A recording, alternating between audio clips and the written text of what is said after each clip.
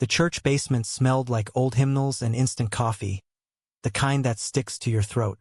I was down there grabbing extra napkins for the reception when Jordan, my best friend since high school, cornered me against the stack of folding chairs. His eyes were wild, and before I could ask what was wrong, he blurted out, "Flynn, I've been in love with you for years," and leaned in like he was about to kiss me. Right there, with my sister's wedding happening upstairs. I froze, my heart slamming against my ribs. Jordan and I had been inseparable through college, late-night study sessions turning into deep talks about life, but I'd always pushed away the sparks I felt, blaming it on fatigue or friendship. Now, with his confession hanging in the air like a grenade, I shoved him back, whispering harshly, "What the hell are you doing? My family's up there." He stepped away, his face crumpling, but the damage was done. My mind raced. My conservative parents, who still quoted Bible verses about traditional marriage at every family dinner, would never understand. And Sarah, my sister, beaming in her white dress, deserved a perfect day. I couldn't let this ruin it. "We can't talk about this now," I hissed, grabbing the napkins and bolting up the stairs, leaving Jordan staring at the floor. The reception blurred by in a haze of toasts and laughter, but inside, I was unraveling. Jordan avoided me, sticking to the edges of the room, nursing a drink. I kept glancing at him, replaying his words. Love? From him? I dated girls in college, safe choices that fit the mold my family expected, good job, nice house, kids someday. But those relationships always fizzled, leaving me empty. Jordan was the one who made me feel alive, but admitting that meant blowing up everything. That night, after the guests left, I found Jordan sitting on the porch of my parents' house in suburban Chicago. The summer air was thick with fireflies, but the tension between us was thicker. "Why now?" I asked, sitting beside him but not too close. He sighed, running a hand through his dark hair. "Because I couldn't watch you pretend anymore. You're living this life for them, Flynn, for your parents, for the church crowd. But I see you, the real you." I wanted to deny it, but the truth clawed at me. Growing up in a tight-knit evangelical community, I'd learned early to hide any doubts. My dad, a deacon, preached about sin and redemption every Sunday. Mom organized bake sales and prayer groups. Coming out? That wasn't an option. It would mean exile, whispers behind my back, maybe even losing my job at the family accounting firm. Jordan had his own baggage. His parents divorced when he was a kid, and he'd bounced between homes, finding solace in our friendship. He'd come out to me in college, quietly, and I'd supported him, platonically, or so I told myself. But now, his confession forced me to confront the mirror he'd held up. "I can't do this," I said finally. "Not with everything at stake." He nodded, but his eyes were pleading. "Think about it, Flynn. We could be happy." The next morning, I woke to my phone buzzing. It was Sarah, frantic. "Flynn, Mom found a note in the basement. From Jordan. She's freaking out." My stomach dropped. He'd left a crumpled paper with his confession scribbled on it? No, that didn't sound right. I rushed downstairs to find my parents at the kitchen table, faces grim. Mom held a piece of paper, her hands shaking. "Explain this," Dad said, sliding it toward me. It wasn't a note from Jordan. It was an old journal entry of mine, from college, tucked away in a box I'd stored in the basement. In it, I'd written about confusing feelings for a guy in my dorm, vague, but damning enough. How had it ended up there? I don't know," I stammered. Mom's eyes filled with tears. "Is this true? Are you like that?" The room spun. Jordan must have found it somehow, maybe while helping clean up. But why leave it out? Betrayal burned in my chest. This wasn't just his secret anymore, it was mine, exposed. Dad stood up. "We need to talk. As a family." The confrontation that followed was brutal. Sarah hovered in the doorway, her honeymoon plans forgotten. Mom cried about what the neighbors would think. Dad quoted scripture, his voice booming like a sermon. "This is a choice, Flynn. You can fight it." I sat there, numb, denying everything at first. It's old. I was confused. But the lies tasted bitter. Jordan texted me, "I'm sorry. I thought it would help you face it. Help? This was destruction. My job, Dad owned the firm. My social circle, all tied to the church. Everything teetered on the edge. By evening, I'd decided. I called Jordan. Meet me at the park. We need to end this. He showed up looking wrecked. Flynn, I didn't mean. You exposed me, I shouted. Now my family's in pieces. He shook his head. I found the journal by accident. I left it out hoping you'd see it's okay to be who you are. Okay? This isn't some movie. This is real life with real consequences. We argued under the oak trees, voices rising. Passersby glanced our way, but I didn't care. The pressure built inside me, the weight of expectations, the fear of loss. Finally, I said, I can't be with you. I won't. Jordan's face hardened. Then you're choosing fear over us. He walked away and I let him. But as I drove home, doubt crept in. Was this the right choice? Or was I just postponing the inevitable crash? That night, Dad called a family meeting. We're getting you help, he said. Therapy, but the kind that promised to fix things. I nodded, but inside, rebellion stirred. Jordan's words echoed. The real you. The next week was a whirlwind of avoidance. I threw myself into work, crunching numbers until my eyes blurred. But whispers started, colleagues side-eyeing me, church friends canceling plans. Word had spread somehow. Sarah pulled me aside. I support you, whatever you are. But Mom and Dad, they're struggling. Her words were a lifeline, but the damage was mounting. Jordan stopped texting. I heard through mutual friends he'd started seeing someone else. A guy from his gym, open and proud. Jealousy twisted in my gut, mixed with regret. One evening, I drove to his apartment, unannounced. He opened the door, surprise flickering across his face. What do you want, Flynn? I don't know, I admitted. But I can't stop thinking about what you said. We talked for hours, the tension easing into something raw. He shared his own story, coming out to his mom, the rejection, then slow acceptance. It hurts, but living a lie hurts more. As dawn broke, I made a decision. I want to try. With you. But choices have prices. Mine would come soon enough. The first few weeks with Jordan were a secret whirlwind, stolen moments in coffee shops on the outskirts of town. Late-night drives where we could talk freely without fear of prying eyes. I told Sarah, who promised to keep quiet, but the guilt gnawed at me. Hiding from my parents like a teenager. Jordan pushed gently. You have to tell them eventually. We can't build something on lies. I knew he was right, but the thought terrified me. My dad's firm was my livelihood. Losing it meant starting over in a city where connections mattered. And the church community, they'd been my extended family. Coming out meant exile. One afternoon, at a quiet diner, Jordan reached across the table and took my hand. I love you, Flynn, but this sneaking around, it's not sustainable. His touch sent warmth through me, but anxiety followed. What if someone saw? Pulled away. Not here. Hurt flashed in his eyes. When then? The question hung between us. That night, I lay awake, weighing options. Tell my parents and risk everything, or end it with Jordan to preserve the status quo. Neither felt right. The decision was forced sooner than expected. Mom called, her voice trembling. Flynn, we need to talk. Your father found something on your phone bill. Calls to Jordan at odd hours. I've been careless. Panic surged. It's nothing, Mom. Just friends catching up. But she wasn't buying it. Come home. Now. I drove to their house, heart pounding. Dad was waiting in the living room, arms crossed. Mom sat on the couch, twisting a tissue. Sarah was there too, her eyes wide. Sit down, Dad commanded. I obeyed, feeling like a kid again. He held up a printout, my call logs. Explain. Lies bubbled up, but I choked them down. Jordan's words echoed. Living a lie hurts more. I'm seeing Jordan.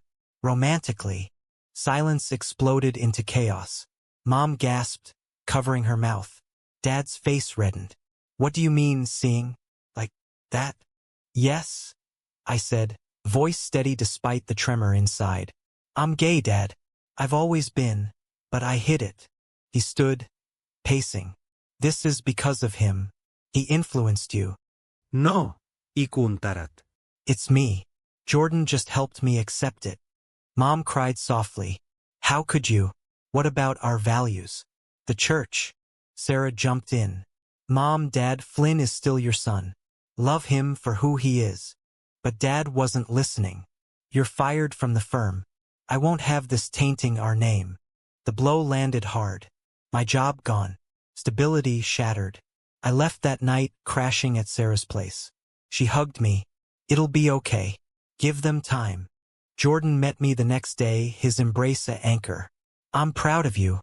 We'll figure it out. But the fallout rippled outward. Friends from church unfriended me on social media. Old colleagues avoided my calls when I job hunted. The community I'd grown up in turned its back. Whispers of sinner following me. Jordan's world wasn't immune. His job at a marketing agency was progressive, but his extended family, conservative aunts and uncles, started questioning.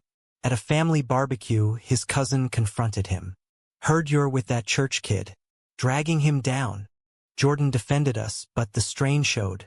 They're testing me, he admitted later. But I'm not backing down. Our relationship deepened amid the chaos, but cracks formed. I resented the loss, blaming Jordan sometimes in quiet moments. If you hadn't confessed that day, he'd snap back. You'd still be miserable pretending. Arguments escalated. One night, after a fruitless job interview, I lashed out. This is your fault. I had a life before this. Jordan's eyes narrowed. A fake one. And if you regret it, maybe we shouldn't do this.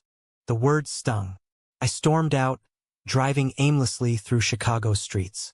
Hours later, I returned, apologetic. I don't regret you, just the cost. He forgave me, but forgiveness came with conditions. We need to be all in, Flynn. No more half measures. I agreed, applying for jobs in the city, away from suburban judgment. I landed an entry-level accounting position at a downtown firm, lower pay, longer hours, but accepting. Jordan celebrated with me, but underlying tension lingered. Then came the betrayal. Sarah called, upset. Dad's talking to the pastor about you. They're planning an intervention. Anger flared. My own family plotting against me? I confronted Dad at the house. How could you? This is my life. He looked older, weary. We're trying to save you, son. From eternal damnation. The words cut deep. This isn't sin. It's love. He shook his head. Not in God's eyes. I left, vowing not to return. But Mom reached out secretly, meeting me for coffee. I don't understand, but I love you. Give your dad time. Her words offered hope, but the divide widened. Jordan suggested couples therapy, but I resisted, too raw, too soon. Months passed, our relationship tested by external pressures. Jordan's promotion at work came with travel, leaving me alone with my thoughts. Doubt crept in. Was this worth it? One evening, after a long day, I found Jordan on the phone, laughing with someone. Who was that? I asked. An old friend, he said casually, but his evasion raised flags. Jealousy brewed. I checked his phone later, guilty but driven by insecurity. Messages from Mike. Flirty tones. Miss our nights out. Confrontation exploded. Who the hell is Mike? Jordan sighed. A guy I dated before you. We reconnected as friends. Friends? This looks like more. He denied it, but trust fractured. You're paranoid because of your family stuff, he accused. Maybe I was, but the seed was planted. We argued more, the once passionate connection fraying. In a moment of weakness, I called home. Dad answered. Ready to come back? We can help you change. Temptation flickered, a way out of the chaos. But no, I hung up. Jordan and I reconciled, but the damage lingered. Society's weight pressed down.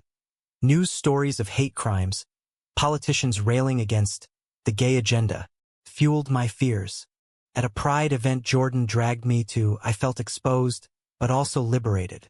Strangers cheered, but I scanned for familiar faces. Back home, Jordan proposed moving in together. Commit fully. I hesitated. With everything unstable? That's why, he insisted. I agreed, but unease grew. The price of authenticity was steep. Lost family. Fractured trust. Was it worth paying? As we packed boxes, a knock came. Sarah, with news. Mom's sick. She wants to see you. The choice loomed. Face the past, or forge ahead. Mom's diagnosis hit like a freight train. Early stage cancer, treatable but scary. Sarah drove me to the hospital, her grip tight on the wheel. She asked for you specifically, Flynn. This could be a bridge. Jordan wanted to come, but I said no. Family only. Hurt crossed his face, but he nodded. Call me after.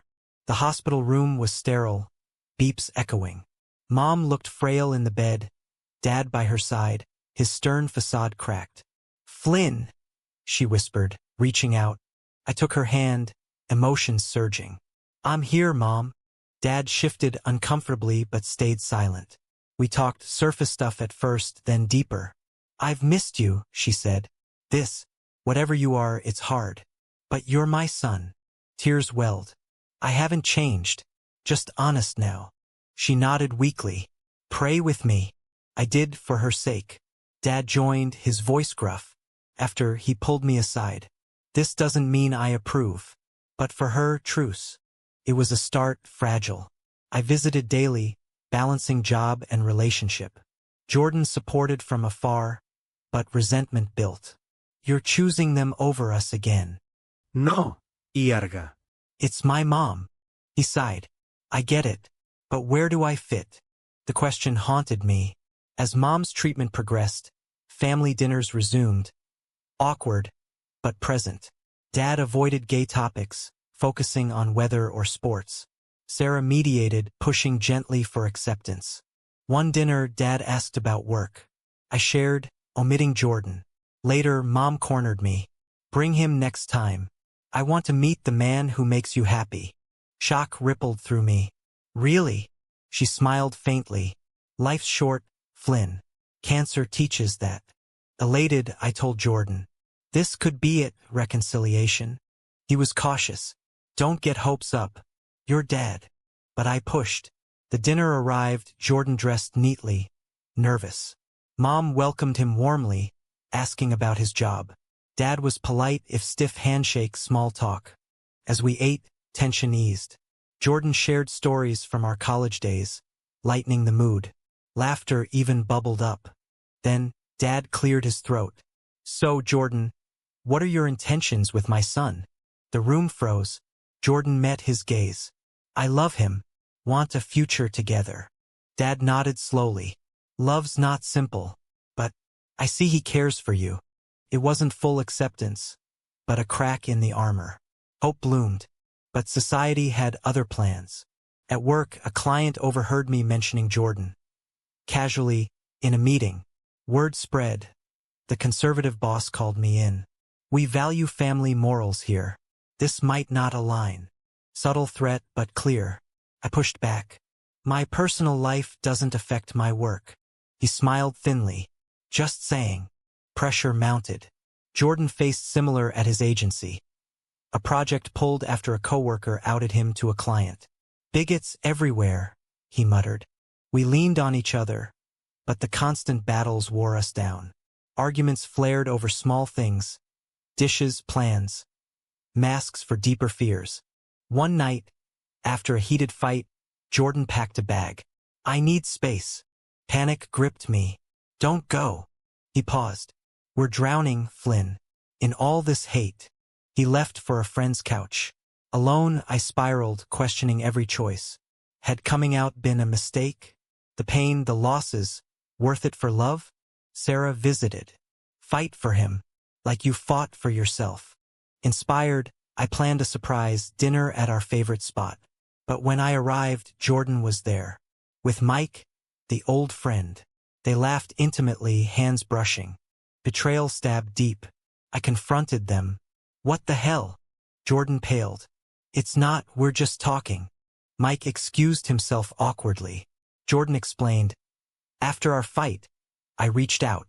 For advice. Nothing happened. But doubt poisoned me. You lied. He denied, but trust shattered. We broke up that night, tears and accusations flying. You weren't all in, he said. Always 1 foot out. I retreated to Sarah's, heartbroken. Mom called, sensing something. Come home. I did, pouring out the story. Dad listened quietly, then surprised me. Love's tough, son, but running from who you are, that's tougher. His words, a shift. Therapy followed, family sessions, unpacking years of dogma. Dad admitted fears rooted in his upbringing. I was wrong to push you away. Healing began, slow. But Jordan, radio silence. Months later, at Mom's remission party, I spotted him across the room, invited by Sarah. Our eyes met, old sparks flickering. We talked outside. I miss you, he admitted. Me too. But the betrayal. Nothing happened with Mike. I swear. Proof emerged. Texts from Mike, confirming platonic. Relief washed over me, but scars remained. We hurt each other, I said. He nodded. Can we try again? Smarter. Tentative yes.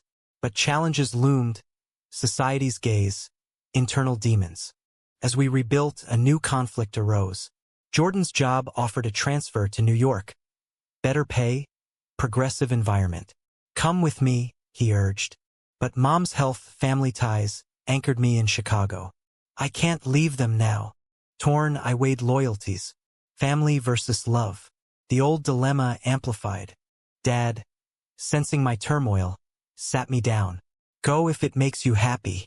We'll be fine. Freedom, but bittersweet. I chose Jordan, packing for the move. Goodbyes were tearful. Mom hugging tight, Dad shaking Jordan's hand firmly. Take care of him. In New York, fresh start beckoned. But adaptation was hard, new city, new jobs.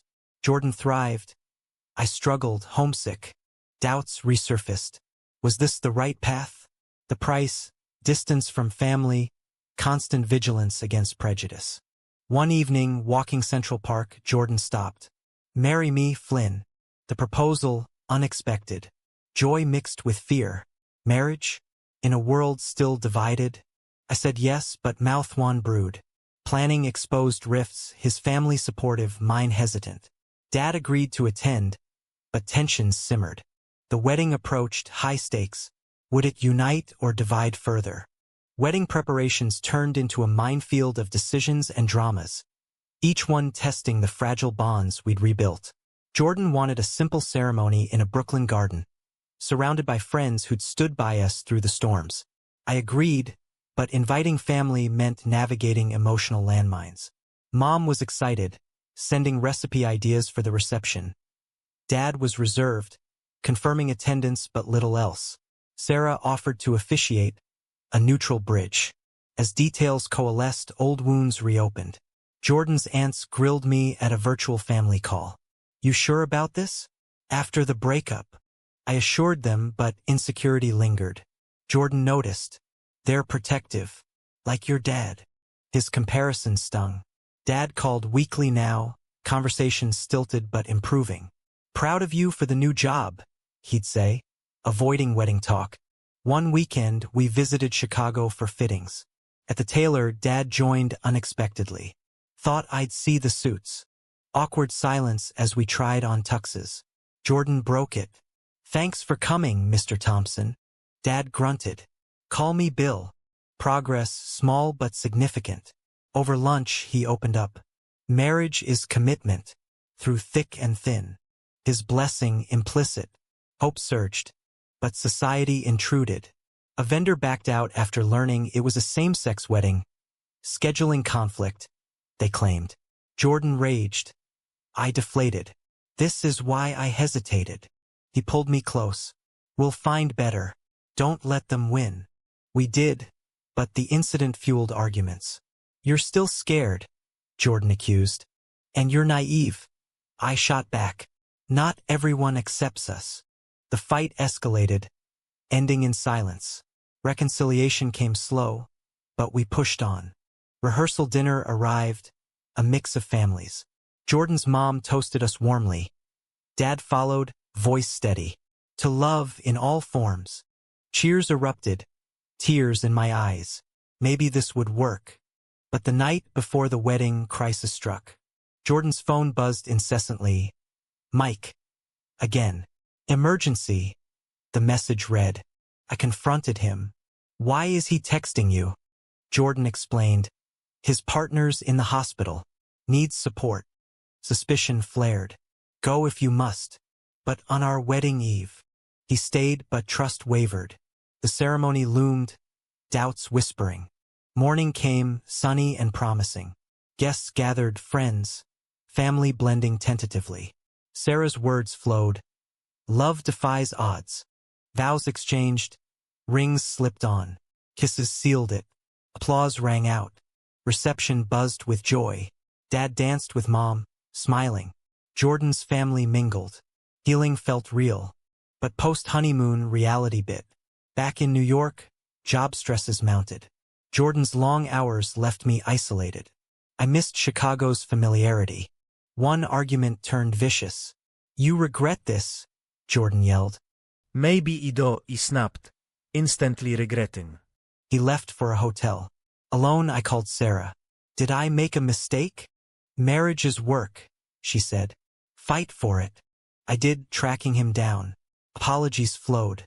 I don't regret us, just the hardships. We recommitted, seeking therapy. Sessions unpacked traumas. My family's rejection, his past heartbreaks. Progress, painful but necessary. Society evolved slowly. Laws protected us, but prejudices lingered. At a work event, a colleague slurred. Didn't know we hired those types. I stood tall. Those types build families too. Support from allies grew. Dad visited, bonding over baseball. Missed this, he admitted. But a new twist, Jordan wanted kids. Adoption, discussion, unité de faire. What if they're bullied because of us? He countered. We'll teach them strength. The process began. Applications, interviews. Agencies probed our story, judging stability.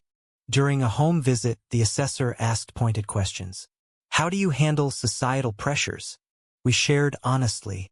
Approval came, but waiting was agony. Finally, a match, a baby boy. Joy overwhelmed, but challenges followed. Sleepless nights, family adjustments. Dad held his grandson, eyes misty. He's perfect. The circle completed? Not quite. Conflicts persisted, school choices, explaining two dads to peers. One day at a playground, a parent sneered. Not natural. Jordan bristled. I calmed him. Ignore. For him. But internally, rage built. Was this the life I chose? Constant defense? Therapy helped, but exhaustion set in. Jordan noticed. You okay? Fine ilid. The lie grew. Small deceptions, hiding stress, faking smiles. Then betrayal's shadow returned. Jordan's late nights at work, or so he said. Phone checks revealed messages to a coworker. Ambiguous but flirty. Confrontation. Cheating. No, he insisted. Just venting. Trust eroded. Arguments spiraled. You're pulling away, he accused. Because it's too much. I exploded. The judgment, the fights, everything. He stared. So end it. The words hung. Separation loomed. Sarah flew in. Don't give up. Remember why you started. But damage was deep. We separated, trial basis. I moved to a sublet. Aching. Alone, reflection hit. The journey, from confession to marriage, parenthood, full of sacrifices. Worth it? Jordan called. I miss you. Us. Me too. Réconciliation tentative. But a final blow. Dad's health scare, heart attack. I rushed to Chicago, Jordan joining. At the hospital, Dad gripped my hand. Proud of you, son, for being true. His words, a bomb. Recovery followed, strengthening bonds. Back in New York, we rebuilt stronger, wiser. But questions remained. Had the pain forged us, or broken something irreparable? Parenthood amplified every emotion, turning our rebuilt marriage into a daily test of resilience and resolve. Little Ethan, with his curious eyes and infectious giggle, became the center of our world. But he also magnified the cracks we'd patched over. Jordan thrived in fatherhood, effortlessly balancing diaper changes with conference calls, while I struggled with the constant what-ifs. What if the world rejected him because of us?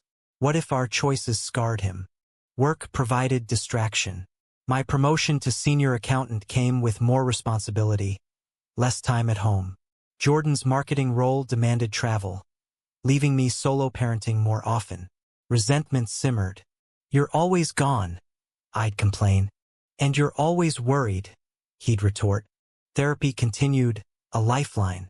Our counselor pushed. "Communicate the fears, not the accusations." We tried. Over quiet dinners, we'd share my anxiety about school bullies, his about financial strains. Ethan's adoption fees had drained savings. Now, daycare costs loomed. Family helped. Mom and Dad visited monthly, doting on their grandson. Dad, once rigid, softened. "He's got your smile, Flynn." Jordan's family pitched in too, but distances strained. Holidays became battlegrounds, whose traditions to follow. One Christmas at my parents' house, tension peaked. Dad's old church friends dropped by, their stares lingering on Jordan and me. Whispers followed. The gay couple with the kid. Ethan, oblivious, played happily. But I seethed. After I confronted Dad. "Your friends. Control them." He sighed. "Old habits. But I'll talk to them." Progress, but slow. Society's evolution felt glacial. News of anti-LGBT bills in other states fueled paranoia. "What if it spreads here?" I asked Jordan. "We fight," he said. "Like always." But fighting exhausted. A breaking point came during a school enrollment meeting. The administrator hesitated. "Two fathers? We'll note it." Her tone implied issues. Jordan advocated fiercely. I withdrew, humiliated. Home we clashed. "You let her walk over us."